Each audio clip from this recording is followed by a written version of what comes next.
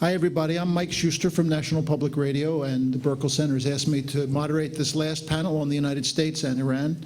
We've actually started that conversation in earlier panels. It's something, obviously, that many of the participants want to talk about and many of the conference attendees. Thanks to the Burkle Center for inviting me. With us today, we have four to speak about the U.S. and Iran. Trita Parsi is the director of the National Iranian American Council. He's sitting to my left. To his left is Paul Pilar, who had a long career in the Directorate of Analysis, I believe, with the CIA, and now teaches security studies at Georgetown University. To his left is General Wesley Clark, who you all know had a long history as a U.S. military officer, culminating in his position as Supreme Allied Commander in Europe. And to his left is Ruel Mark Garect, who was also in the CIA and is now with the Center for the Defense of Democracies. Is that correct, Ruel? It's close enough. All right. And they'll all be talking about the United States and Iran, a complex subject, but one that everybody's interested in these days. I'm going to ask Trita to start. He has some thoughts about the approach of the Obama administration to Iran. We're really going to try to keep opening remarks to 5 minutes because there are four participants, and that'll take up a big chunk of time anyway, and then get to questions and an interaction among the panelists. So, Trita, why don't you start us off? Thank you so much. It's a great pleasure being here. I thought the conversations so far have been very interesting, and I'm going to build on some of the comments that already have been made. I'll do my best to keep myself to 5 minutes. I thought John said a couple of really interesting things in the previous panel, talking about the difficulty on the Iranian side when it comes to finding some sort of a political consensus to be able to make the type of compromises that peacemaking inherently entails. I think, however, it is also fair to say that those problems, perhaps not to the same extent, perhaps not in the same manifestation, also exist on the United States side, particularly when it comes to Iran. And that is where I think the Obama administration started off in a very unique situation. It started off only 13 minutes into the president's inauguration address. He reached out to the Iranians and offered an open hand if they would unclench their fist. And this was not done out of a childhood dream desire by the president to be able to talk to decision makers in Tehran. This was done because of a sense of strategic necessity. During the 8 years of the Bush administration, the policy of the United States had led to a situation in which Iran had managed to take advantage of American mistakes in the region, really advance its position, gain a lot of influence in the region, and the policy of not talking, not pursuing diplomacy had only exacerbated those problems.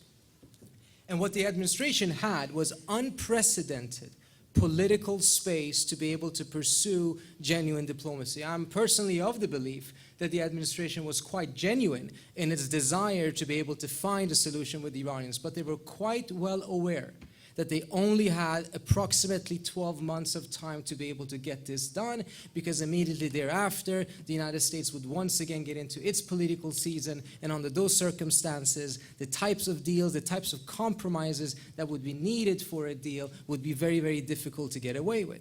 And from the very minute that the administration came in, it was under a lot of pressure and a lot of well, let's just stick to the word pressure, both from its allies in the region, the Israelis, the Saudis were very concerned about what diplomacy could mean, as well as from Congress. So slowly but surely, a lot of that space was chipped away. But the biggest blow to the administration's ability to pursue diplomacy to the extent that it wanted, to the extent that it believed that it needed, came because of what happened in Iran itself after the fraudulent elections in June 2009, with massive human rights abuses after the elections that really made it very, very difficult for the administration to continue to defend or try to advance the space that it needed for that diplomacy.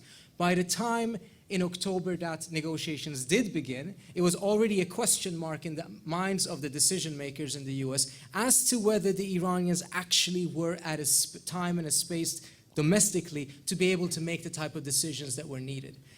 And mindful of the fact that they knew that they only had very little time left, the agenda was very much minimalized. There was no conversations about human rights or about regional affairs, only a focus on the nuclear issue. Once that didn't work out, and there's various reasons as to why it didn't, we can go into that conversation later on, it ended up being essentially not much more than a one-time shot. By end of November, it was already decided that the sanctions track was going to be initiated. By January, the conversation started in the Security Council. And once the sanctions track was activated, it essentially ended the diplomacy track, even though the talking point of the administration was that this was going to be a dual-track policy. It was quite telling that the United States did instruct some of the countries who were still trying to mediate, still trying to find some sort of a solution, that their services and their help no longer was needed, was quite instructive to show that once the sanctions track had started, it had ended, at least temporarily, the diplomacy track. And that was most visible by the time the Iranians, through the mediation of the Brazilians and the Turks, managed to come to an agreement on the very same benchmarks that the United States had put forward in front of Iran in October when it came to the TRR deal, the Tehran Research Reactor. A lot of facts on the ground had obviously changed, but in the letter that the president sent to Erdogan and to Lula only 3.5 weeks before the talks, about exactly a year ago, the benchmarks remained the same as in October. 1,200 kilos, all shipped out in one shipment, and there would not be a simultaneous swap of the fuel pads. Now suddenly the Iranians agreed. The official line from the United States, of course, was that now the Iranians had greater amount of LEU, that they had now advanced to 20% enrichment, which are all true, which are all major considerations. But ultimately, the reason why at that point the United States could not take the deal was because of the domestic political situation. One administration official has put it to me saying that we had run out of political space. Congress was coming at us as a steamroller, and we had to get sanctions in order to be able to get another round of diplomacy. Even though sanctions most likely would kill any chance for diplomacy, sanctions were needed because it was viewed as a domestic political necessity.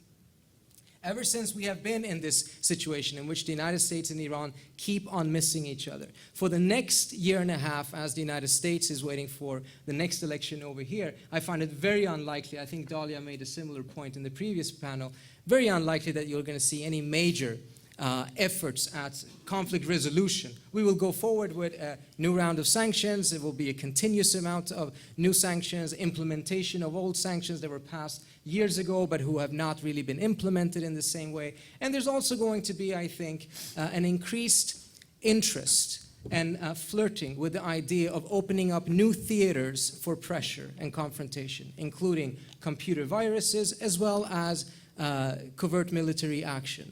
And I would point to that there is some interesting developments right now in Washington, D.C., with the potential of the Iranian Mujahideen getting off the terrorist list. There is a major, unprecedented campaign to get them off the terrorist list.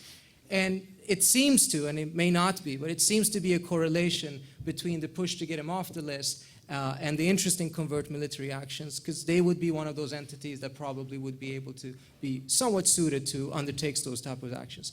On that very depressing note, let me stop and do the rest on the... Paul, maybe I can get you started, Paul, by just raising the point that Trita made. Has diplomacy all but stopped as far as the Obama administration is concerned toward Iran?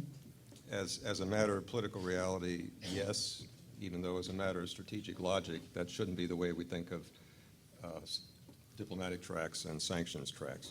You know, my starting point is that Iran is a significant player in a significant region, and for those reasons alone, if no others, the United States has multiple interests in having a normal relationship with Iran, just as it has had normal relations with countless other countries with which it has major disagreements and tensions, and even considers them at times enemies.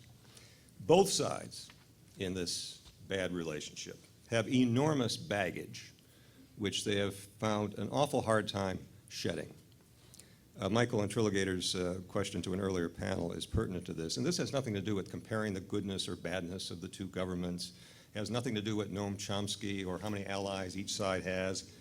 It has to do with our recognizing our own blinders and baggage and our own tendencies in how we think about the other side. And as I listen to discourse about Iran in Washington, I see two major defects in particular. One is a kind of demonization in which Iran has become like the Soviet Union during the Cold War, this lodestar reference point, the grand strategy determining kind of view of Iran that anything that's bad for, good for Iran is bad for us, and so on. It all has to have to do with containing and opposing Iran. And that leads to an absolutist kind of reasoning. We can never permit this or never permit that. It leads to an absence of sober cost-benefit analysis about what to do about the Iran problem. That's one major defect. The other major defect is this incredibly narrow focus on the nuclear issue, and even narrower on the uranium enrichment issue, as if the number of centrifuges spinning at Natanz was a measure of the entire relationship. It's a classic case. It's a classic case of goal substitution, where we get so fixed on one particular issue that we've been seized with that we forget about the larger interests that gave rise to and our larger concerns that gave rise to the issue in the first place. Now, our preferred outcome here, not the only one we can live with, but our preferred outcome is an Iran without nuclear weapons. It's still feasible. It depends on decisions yet to be made in Tehran. Although I am even more pessimistic now, given, and there was a lot of discussion about this morning, I'm not going to repeat it, given what we did to Gaddafi, in which we've basically very blatantly and forcefully reneged on our part of that 2003 deal, part of which was to accept him as a legitimate player in the international order. The lessons have all been appropriately drawn by the North Koreans, and I dare say in Tehran as well, that the U.S. word is not to be trusted, and whenever an opportunity arises for regime change, the Americans will seize it, deal or no deal. But let's try to get past that. Sanctions are only one half of an incentive structure if you're trying to affect somebody else's behavior. The other half is persuading the other side not only that we're going to punish you if you're not behaving the right way, but that we will, if not reward you, at least not punish you if your behavior conforms to what we are looking for. We had this dialogue of the deaf in Istanbul some weeks back, you remember? Went nowhere. And we made some noises there about how someday Iran might be entrusted with an enrichment program. But we've given the Iranians absolutely no reason to believe that we would carry through on those noises, especially since the incentives that we stick out there are all for stopping the program. And this is in addition to the points that Masa made in the previous panel about just how vague and inchoate what passes for carrots have been. You know, we might be willing to talk about something if you give up all your chips to begin with. There are safeguards agreements, or arrangements rather, that might go beyond the Non-Proliferation Treaty, go beyond the additional protocols of the IAEA, that could reassure both sides, the West and the Iran, that their minimum concerns would be satisfied. But those possible arrangements just have not been explored. They have not been explored. They still could be.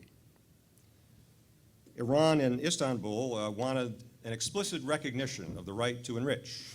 And I think most of us on our side, the Western side, saw this as a kind of puerile inflexibleness. Well, you know, we of all people ought to understand this, this insistence on declaring somebody else's right to something, because we've insisted on exactly that sort of thing on some others. Think of what we expect from Hamas today, for example, in terms of what we expect them to say about Israel's right to exist and so on. I'm just as pessimistic as Trita and Dahlia were for the political realities here in the United States, for anything getting off the ground soon with regard to diplomacy between the United States and Iran. But if it were, the agenda would have to encompass all of the issues, the bilateral issues in dispute between the two countries. I'm not talking about internal political stuff, regime change. I'm talking about all the other things that two states have to talk about that are of concern to both of them. Not just the nuclear issue. And by taking the broad approach, that does several things. It provides a better opportunity for someday building up trust. We've heard a lot about that in previous panels. It enlarges the negotiating space. So even if our main concern is still that nuclear issue, there are more opportunities for bargaining, trading. The Iranians are the world's premier bazaris in terms of bargaining. That's another reason we ought to have a broad agenda. And it makes possible cooperation in other areas that are important to us for their own sake, like Iraq and like Afghanistan, where the Iranians can do us ill or they can do us some good.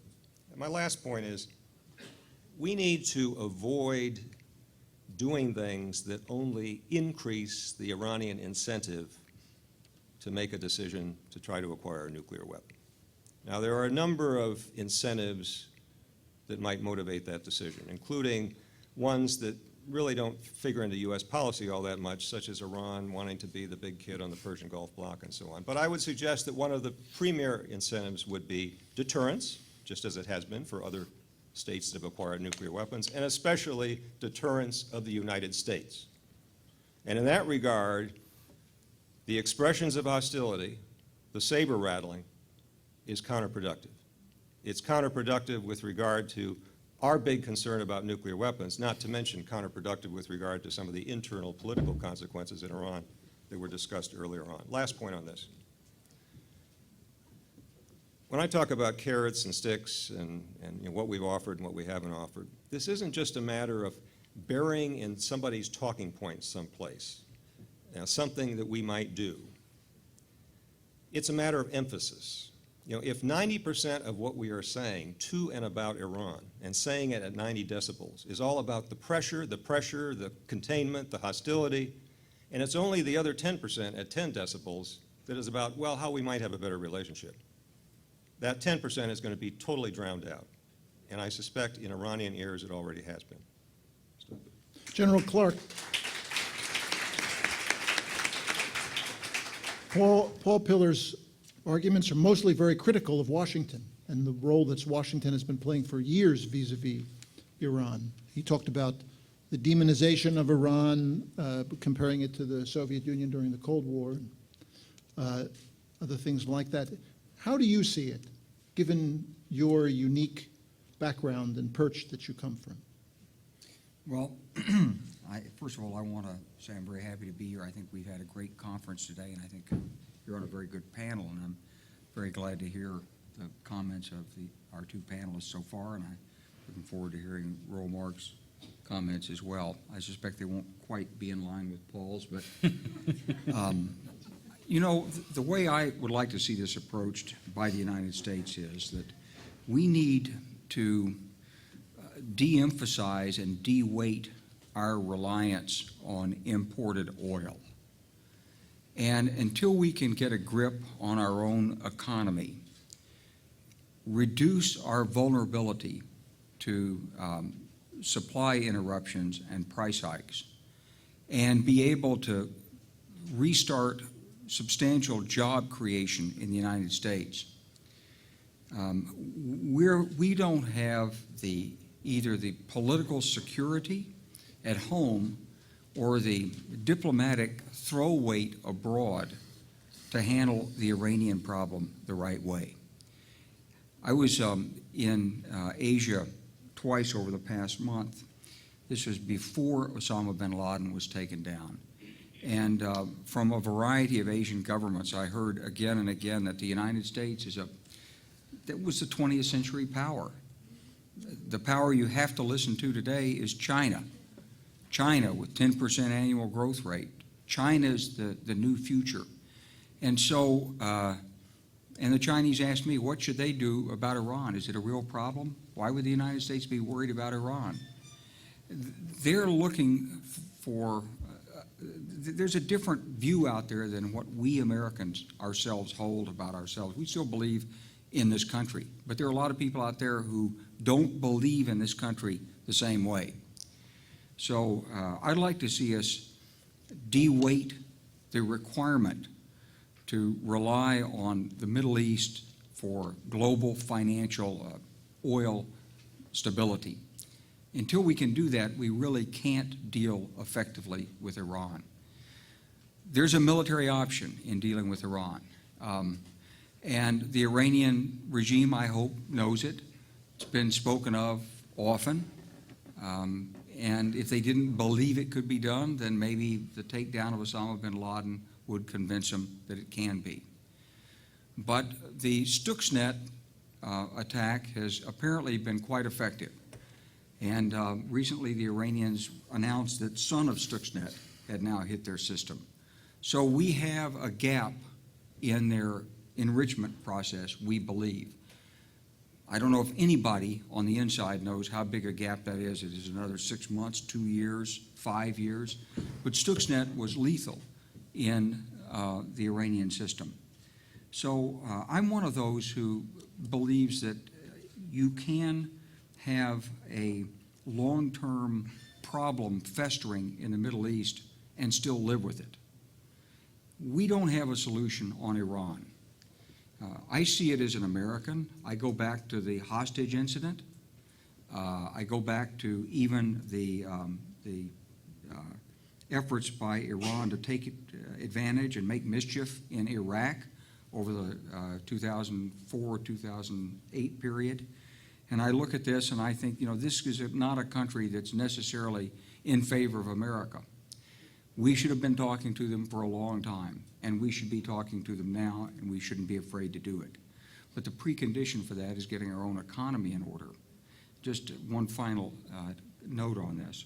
I was in the Department of Energy not too long ago with very high-level officials, and I mentioned the importance of American energy independence and asked, why doesn't the president make this his #1 economic goal? It's got so many advantages.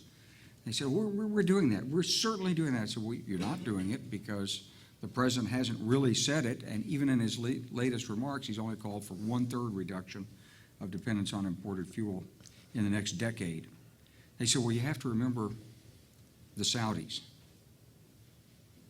And it was said, like it's the sort of undertone of whisper.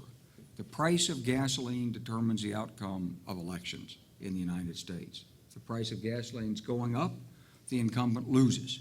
If the price of gasoline is stable or going down, the incumbent succeeds. We're not going to have the kind of freedom we need in our political system until we can break that relationship and stand on our own 2 feet in energy. Thank you.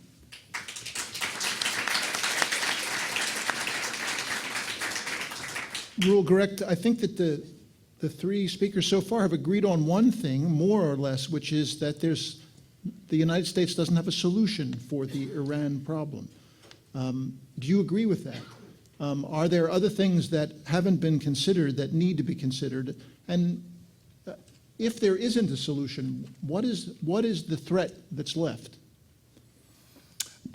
Good question, and it's a pleasure being here. I'd like to just start to note one thing that my good friend Karim Sajadpour had made the parallel with the word Majnoon, crazy, being the appropriate parallel to Mahmoud. I think Karim revealed that he actually didn't have classical Arabic training, because if he'd had classical Arabic training, the word that immediately would have popped into his mind would be the past participle of fa'ala, which would be maf'ul, which I think is an appropriate description of Ahmadinejad's success in his battle with Khamenei. And I think Karim can translate maf'ul for you in this context. I'll avoid doing so. Is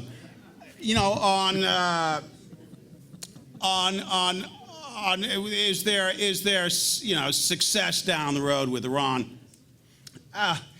This battle is a long one. I think the best thing about the Obama administration is that it really did come into office believing its own propaganda, which was that the primary problem between the United States and Iran was George W. Bush. It's a little odd that so many people actually started believing that, given that in the Clinton administration, Madeleine Albright took apologia to a new height, apologized for the coup, which I always found amusing, since the coup wouldn't have happened without the clergy. And the president himself actually apologized for the entire last 150 years of Western Iranian history, which I just thought was perhaps a tad hubristic, since we really shouldn't apologize for the British. But anyway, I think they have had an education a very quick education, because when the president came in, he really did try. He certainly was open. He made it very clear that he wanted to have unconditional talks. He basically, if I had to sum it up, had a foreign policy of hi. And that's all he wanted, was hi. And I know John Limpert, who is an extremely soft and thoughtful Persianist. I'm sure he wrote the correspondence to Ali Khamenei, the supreme leader. And I'm sure, knowing John, his Persian letter, which still we have not seen, probably also basically said hi. To which Khamenei, in very quick order, responded by referring to the United States as Shaitani Mujassam, Satan incarnate. Now, I think Khamenei chooses his words well. I think he's a thoughtful man. I think he's a principled man. And I think he lets you have a very good idea of what he thinks about the United States and what he thinks about President Obama in particular, when he chose that phrase, Shaitani Mujassam, which I thought was a nice takeoff on Khomeini's old phrase, Shaitani Buzurg, the great Satan. I mean, the principal problem that the United States and Iran has is one of principle and ideology. It's one of religious belief. A good friend of mine, Ray Takiye, I thought did a very, very good thing, is that when he briefly entered the administration, he did something that anyone of a good historical bent should do, which is he went down into the archives of the State Department and looked at classified section and saw the very large mound of traffic that showed the United States, literally from the time of the Islamic Revolution until the Obama administration, trying to do one thing, both Democrats and Republicans. They were trying to say hi. And every time they tried to say hi, they got a Persian equivalent, which it wasn't hi. And that is the real story. There hasn't been a demonization on the part of the United States. The United States would have forgiven and forgotten almost anything if the regime would just come and say, let's talk about it. And the Americans would come, oh yeah, let's talk about anything. We have not had those discussions because ideas matter. You know, realists like to believe that there are these sort of floating national interests out there, and these national interests are really what ought to guide us. Wrong. There are national interests, and one of the biggest national interests, the most important national interest, are the ideas that animate you and define your identity. And Khamenei has an identity which is simply incompatible with the United States. He correctly assesses that. The American embassy is not going to open in Iran because if the American embassy opened in Iran, the Islamic Revolution would be over. It would be kaput, it would be finished, and they would see it as such. Now, the Obama administration has a fairly clear path here. And I don't think it's going to be terribly successful, but where they're going is right. And treating it here, at least on this score, is right. They're going to increase sanctions. I'm dubious that the sanctions are going to stop the nuclear weapons program, because Iran is an oil state, and even if you devise very clever sanctions, and I think we will devise ever more clever sanctions, they can probably generate enough cash to keep that program going. But sanctions have caused difficulty, and I think it's quite clear we're going to continue to go down that path. I'm a bit dubious that the administration is going to become more aggressive in supporting democracy in Iran. The Green Movement has been quite clear to the administration privately that they want to have communication support. They want that type of aid. And the administration so far, though it has given them soft and warm sounding statements privately, basically hasn't delivered. I don't think President Obama's heart is in that. It would be coming far too close to George W. Bush. And I'm not sure even George W. Bush. I think George W. Bush, if he were still president, probably would have aided the Green Movement. He certainly would have been more forceful in the original statements about the Green Movement, which, by the way, senior administration officials are quite quick now to apologize for, that they wish the president had come out more forcefully in favor of the Green Movement early on. But I'm skeptical that you're going to see any significant covert action. I can guarantee you that you will not see the United States using the Mujahideen, the Hulk. It's just not going to happen. There'd be so many leaks coming out of the agency so quickly that program would be, I mean, I don't even know who would be in favor of it inside the Obama administration. I can guarantee you the leaks would kill it within a nanosecond in Washington. It's just surreal thinking about it. So that's not going to happen. I think what we're going to see is just the continuation of the sanctions. We will have to see whether the Great Arab Revolt continues. If the Syrians, if the people of Aleppo rise in sufficient numbers to provoke a break with the Sunni military officer class and Bashar al-Assad goes down, then that shock wave might be another shock wave, and add them all up, you might actually see movement inside of Iran.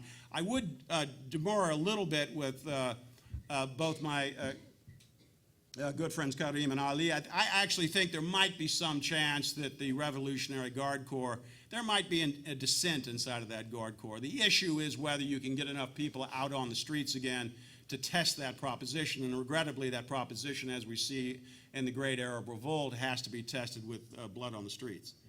So it might. I mean, there was anecdotal research done by the French, by Bernard Houcard, who's quite a good guy, a little soft, but quite a thoughtful man, and showing that, you know, in 1997, that probably a significant number of the Guard Corps actually voted for Khatami. That might be true. You might have some dissent there. I don't know. If that's not true, then I agree completely with Ali's statement that you're going to have a coarsening of the regime and it will become ever more ferocious autocracy. Whether they finally dispense with the clergy, I'm a little bit more skeptical of. I think the clergy are an important part of the entire equation. But, you know, it's certainly up in the air. I do admire Ahmadinejad's attempt to sort of democratize spiritual inspiration and legitimacy. The man's, you know, Democrat at heart. So we'll see where that goes. But basically, this is going to be, as it has been, a long slug. But, you know, don't give up. I would argue that the forces of the Green Movement, what's happened in Iran, the intellectual revolution that we've seen in Iran since the death of Khomeini in 1989 should tell you one thing. And that one thing is the good guys are winning. A lot of provocative comments there. Who would like to take a crack at? Trita? I think it's interesting because it shows, and I think we've seen that a little bit today, that there's really several different conversations taking place that are completely missing each other. I think Real mentioned that the realists are looking for interests, and there's no such thing as interest from the perspective of someone who believes that this is about identity. And as a result, the conversation between those who view international relations from the perspective of interest and those who tend to view it from the perspective of identity rarely meet, and the conversation constantly passes each other. Part of what I would find difficult with the idea of looking into or making conclusions about any particular individual's identity or regime's identity, or to even go further, some people are calling it the nature of the regime, is because I'm not a biologist. I don't know anything about genetics, so I'm not going to make a statement about the DNA of a regime or anything of that nature. And it's very difficult to measure identity. Identity is constantly revolving, whereas interests tend to be a little bit easier, so it's easier to make decisions on that.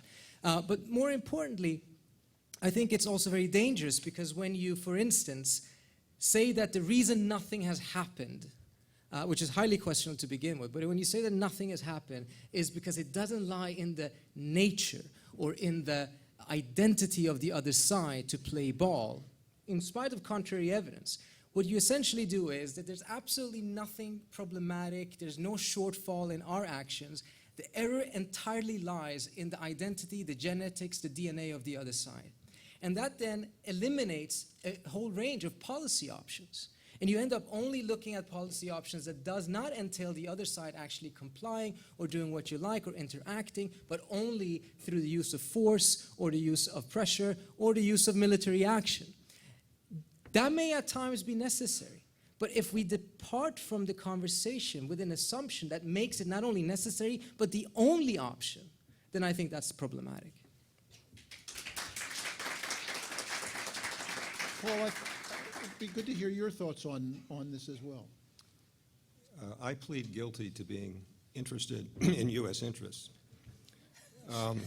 And among the U.S. interests that are involved in the subject that is on the table at this hour, there's that nuclear weapons question. That is important. I wouldn't make it the only issue like so many people do, but it's important. The future of Iraq and how Iran behaves there as it affects interests that are U.S. interest is important to me, and probably even more important given the tremendous uncertainties about where we go and how we get out of this is Afghanistan. We did have that very brief window back from the beginning of Operation Enduring Freedom, now almost 10 years ago, that it was our intervention in the Afghan Civil War in late 2001, that lasted just a few months where we and the Iranians were cooperating effectively in trying to forge a new political order in Afghanistan. The result was the Bonn Conference and so on.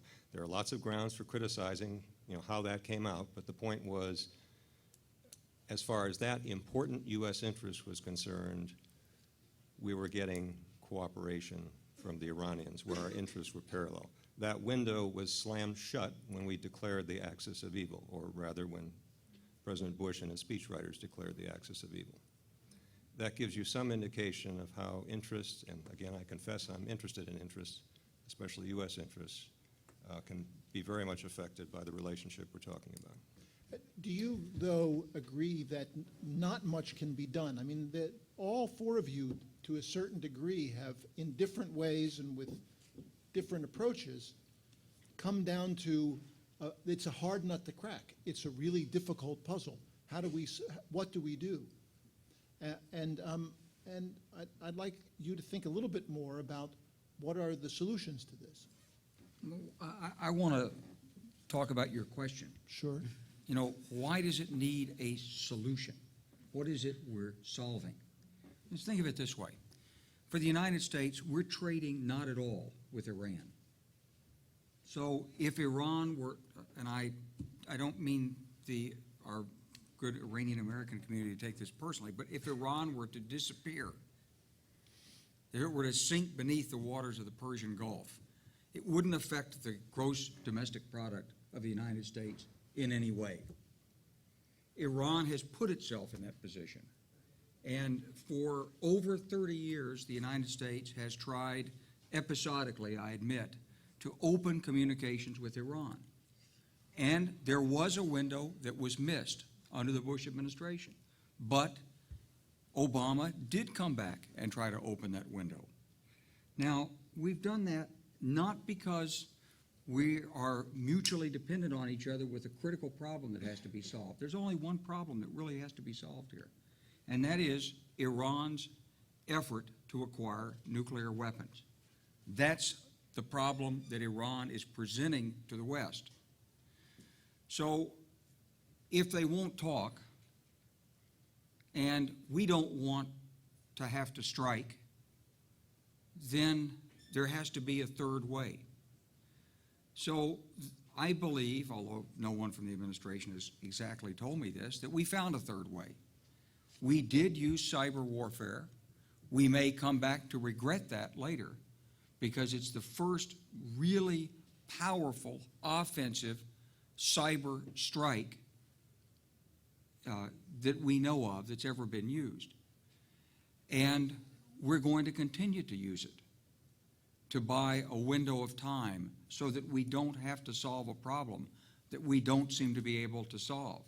And in the meantime, we're going to clear around the outside to try to get it more resolvable. We're going to work with Iraq, and maybe through working with the Maliki regime, maybe there's a way of opening communications indirectly with the folks in Tehran. We're going to be supporting increasingly those elements inside and outside Iran who want political change in Iran. I don't think you're going to see it as a flag run up at the White House and say, now we're intent here on supporting a group that's going to overthrow your government, but that's what's going to happen. And it's going to be looked at as a way of trying to incentivize them. And we're going to go to countries like China and say, you think you're going to build this natural gas pipeline into Iran and use Iran? We're going to give you the technology, the resources, so that you don't need Iran. We're going to do everything we can to make Iran irrelevant to you. And China doesn't care. They're happy to let that happen. So I think this is a case where it's not so much, I don't think there's any real solution to this in the near term. Nobody thinks a military strike is a solution, but if we were pushed, could it be done? It could be. Nobody wants to see saber rattling, and so I think, the best approach on this is push away from the table on it. Well, do you agree with that? To borrow from the Muslim Brotherhood in Egypt, I think the solution is, al-Islam huwa al-hal. Islam has all the answers. I actually think that is the solution. And that what you've seen in Iran in the great counter-revolution, and there really has been an intellectual counter-revolution in Iran, is where the solution ultimately is. Now, tyrannical regimes, if they are willing to kill a large number of people, if they're willing to rape women and men in prison, as this regime is, they do have it takes very brave people in large numbers to overcome them. But I think the great debate that we've seen in Iran about theocracy, about Islamic rule, and it has been a marvelous, wide-ranging debate, really is the answer. So I think the Iranians themselves are giving that answer. And I would just add on Iraq, I love going to Najaf. I'm sort of perverse, but I do. It's a great place. It's unique. And the best reason I like going to Najaf and going to Karbala is that actually Persian is the lingua franca there now. You can go anywhere with Persian, and also Iranians are a hell of a lot more fun to be with than Iraqis. Excuse me, the Iraqis in the audience. When you go there, and what you see immediately is you just see an endless sea of Iranians, and they're very open about what they think and what they say. You can meet Iranian clerics, and you ask them, how is it here? And they say, it's great here. And what's not great is back home. And they're very open about that. They're very open about the criticisms of the regime. People tend to look upon Iraq as somehow giving Iran some great advantage, that they're moving and they're going to have greater influence. I beg to differ. I think Iraq is actually, in the end, going to be a big problem for Iran, a huge problem for Iran. It's a two-way flow. What goes to Najaf comes back from Najaf back. And I think in the midterm, not the long term, the midterm, even conceivably the short term, it is the flow of ideas that go back from Najaf back to Qom and elsewhere that make the situation inside of Iran increasingly untenable, increasingly unjustifiable religiously. So, al-Islam huwa al-hal. I'm going to flip this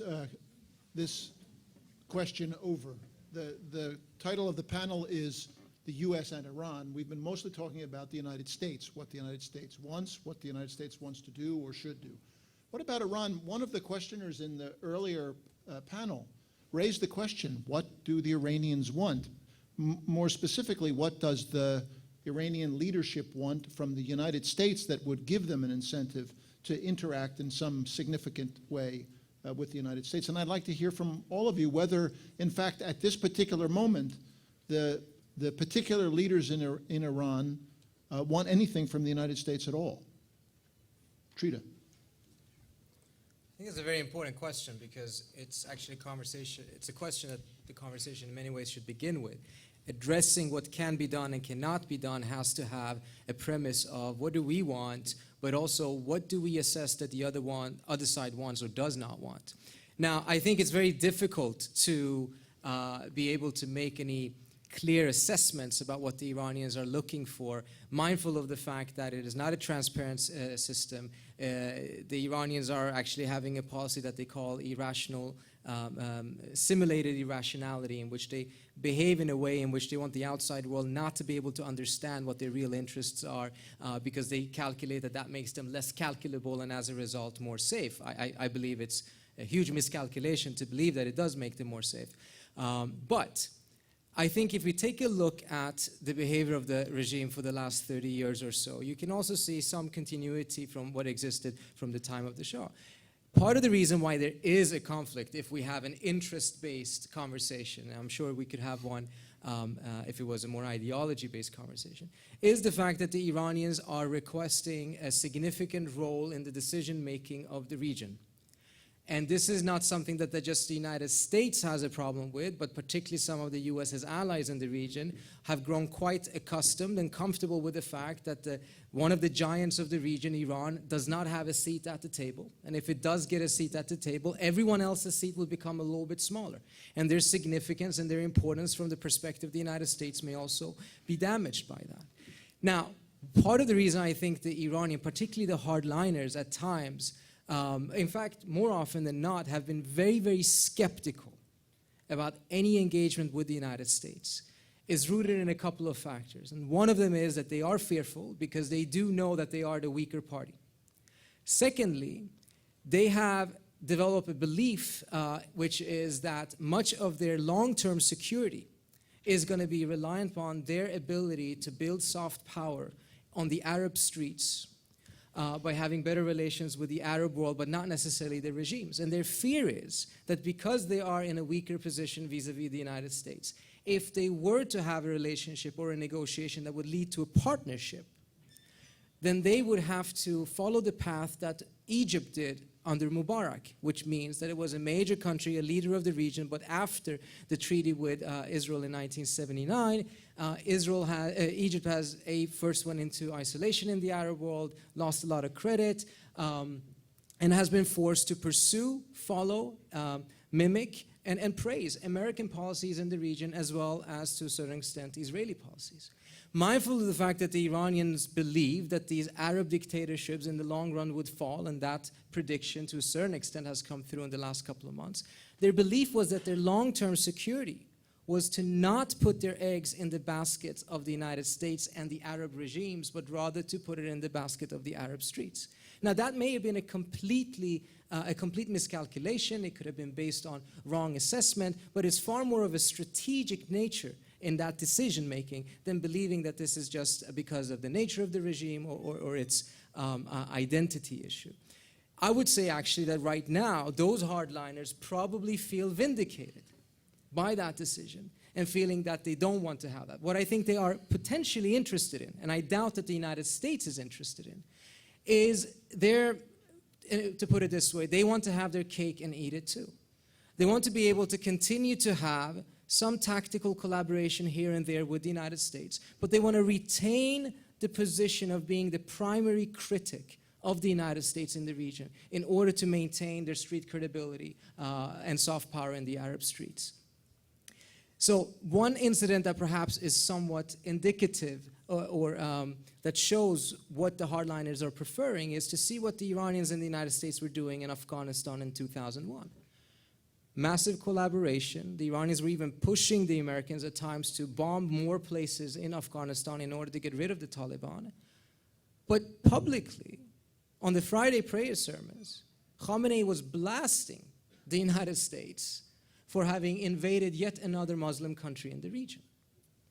Collaboration behind the scenes, making sure that there's what I would call a codified rivalry between the two countries, which can be very intense but does not spill over into a major military confrontation, while Iran retains its position, which it really does covet, which is to be the primary critic and the main challenger, the real rejectionist in the region. If there can be any space between that preferred position and the American preferred position, I very much doubt.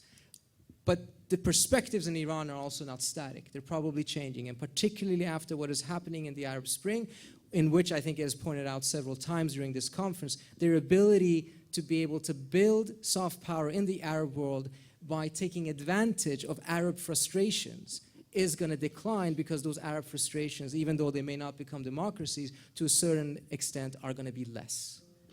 No, I General just Clark? want Okay. to address this for a second, because I think what Trita says is right in the sense that the regime does define itself against us. That's the basic core element of the regime. So then the question that was asked by Mike is, what do they want? Well, they certainly don't want to give up this definition. This is their mythology. Just like we believe in freedom, they believe in this. We're not going to give up our freedom, and they're not going to give up what they believe in.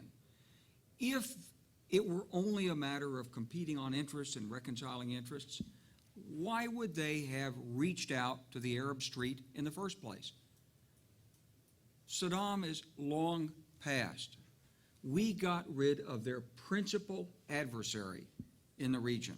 We opened the door. I agree, by the way, that the door swings both ways. But we opened that door and gave them an opportunity. They haven't taken it. They have more to gain from this relationship with the United States on an interest basis, if it's only about interest, than we have to gain from them. With all due respect, we have a wonderful Iranian-American population who would love to see warmer relations and greater opportunities and exchanges and so forth, and I know this. But the character of this relationship is defined by the Iranians for a purpose. And, you know, what I think I'm seeing in this administration and what I would be suggesting, if they're not doing it, is just give it time. Just back off. We've got time through cyber warfare to deal with our major interest in the region, which is their nuclear aspiration. And they're not going to come to us, and we're not going to come to them, because we're not going to give up who we are. And until there's a legitimate Arab Spring inside Iran, they're not going to give up who they are. I think they would lose if they opened up an American embassy in there. I think they would lose from open communications. And I think that eventually those communications are going to come, and they will lose. So I see an Iranian regime which is in a death spiral. I see it moving increasingly toward a military fascist state, clinging to religion as a prop for its own national mythology and legitimacy, and suffering from what is going to be a declining standard of living for the people in Iran. So I think it's going down. It's a question of when and how much pain is inflicted on everybody in the region. So if I could send a message to the Iranian government, I'd say this: why don't you take care of your own people?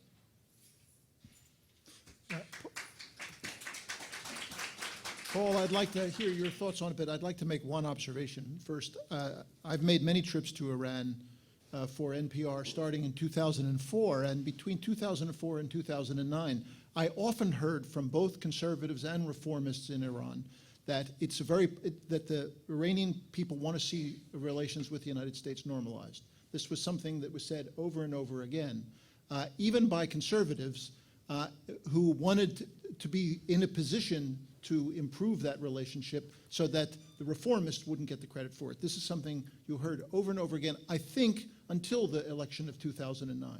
You don't hear that much anymore, and I think it's because the Iranian leaders are no longer interested in what the people think and doing things that might be viewed popularly by them. So I would say up until the presidential election in 2009, the answer to the question, what do the Iranians want, is better relations with the United States and get the credit for it. That's gone away now. So it seems it's a harder question, it seems to me, to answer. What are your thoughts about it?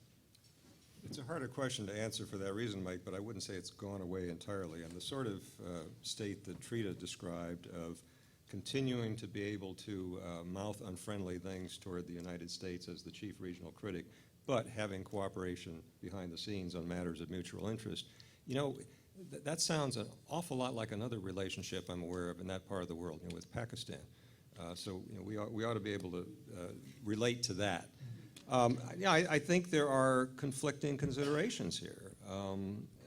There are specific interests. I mentioned more than once Afghanistan, Trita did as well. Iran still has very strong interests there, including, haven't mentioned this, the drug problem. The addiction problem in Iran is the main direct effect of all the opium grown in Afghanistan.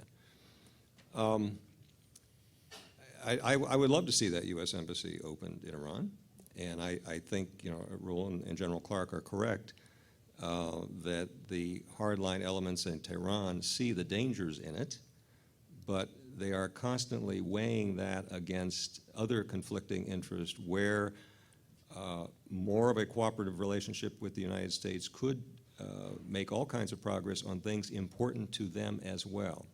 And finally, on the general question of what do they want, we need to get on the table, because I don't think we've done it in this panel, on that nuclear and specifically uranium enrichment issue, any kind of agreement with Iran that did not include enrichment by the Iranians is simply a non-starter. Ain't going to happen.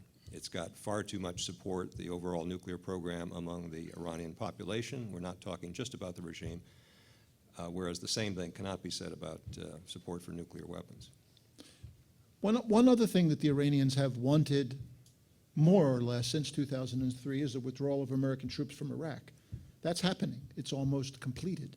What do you think, Ruel, about what more they want from the United States, if anything? I mean, I think you had to, summarize what the Iranians regime wants from the United States, you could probably summarize it in the Persian phrase "gumsho." I mean, that's what they really want. They want us to get lost. So until we get lost in a profound sense, not only geographically but also spiritually, inspirationally, I don't think they're going to be content. So, and that's, I think, just impossible. I will add something Paul said. The reason that Iran has such a profound drug problem and addiction problem now is that Iranians, particularly young Iranian men, are immiserated, bored out of their minds, and see no hopes, and drugs seems to be a fine alternative. That's the real reason that the use of drugs inside of Iran has skyrocketed, because the social structure inside of Iran is under horrendous stress. And that's the regime doing that. So, again, I tend to be, if I would be much more aggressive if I had plenipotentiary authority, which thank goodness I don't, but if I had it, I would engage the United States rhetorically much more powerfully in favor of the Green Movement of democracy in Iran. I would be much more aggressive if the Green Movement comes to you and they want communication support. For God's sakes, give them whatever they want. The Iranians deserve that as much as did the people of Eastern Europe. And if we did it for the people of Eastern Europe, for God's sakes, we can do it for them. So I would do that, and I would certainly, something else that Paul said I just can't let stand. Thank God we have reneged on our agreement with Muammar Gaddafi. Whenever you have an Orwellian dictator slaughtering his own people, I would like to think the United States of America would renege on its agreement and do whatever it can to put down such a dictator, particularly one who has so much American blood on his hands. And I'll just stop right there. And I can't let that pass. Go ahead. The specters of a genocidal result in the East, if we didn't intervene, are basically speculation. The record of Gaddafi would lead one to expect that he would treat very harshly those who had taken up arms against his regime, but we would not have some Rwanda-type bloodbath. And I would just note that based on what we did in reneging, we have essentially bankrupted our own diplomacy and thrown our own word down the toilet and sent the message to other regimes: don't trust the United States, don't bother making any deals. The United States will go back on its word. I would just say, what is most important is that I do believe the people of the Middle East should understand the United States is a liberal democracy, and the United States' sympathies will always be with those individuals who are in fact fighting against tyranny and despotism. And is that true in Bahrain? what? Is No, that it's true in not. Bahrain? It's not true in Bahrain. I think the Obama administration knows they've got a deep conflict there. The United States is often contradictory, is often hypocritical. It is without doubt, it is a nation state. But I think the administration does realize They have a problem in Bahrain, which is why they have gone, however unconvincingly, they have gone to the Khalifa family and said, listen, it would be better if you started to transition to some type of democratic system. Will the Khalifa family do it? No, they will not, because if they start to do that, then they know inevitably you're going to have a Shiite majority in parliament, and that's probably the end of the Khalifa family.